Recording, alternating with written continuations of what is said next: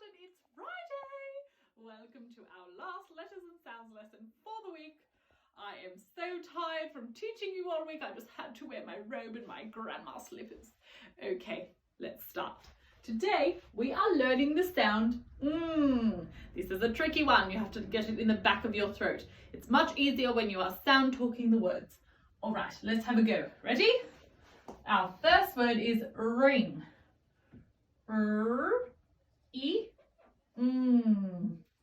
Try it again. E. Okay.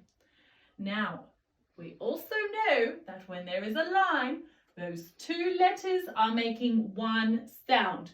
We have N and G, both consonants, and they are making one sound. Very tricky. Okay, let's do another one.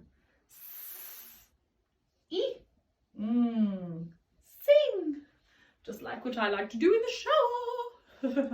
All right, we are going to write some words now. Our first word we are going to write is long. All right. L. O. L. O. Long. Our next word that we are going to write is fang.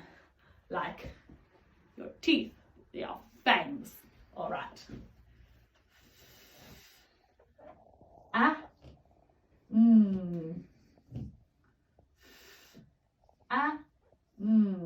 Fang. That one is a little bit tricky. Fang.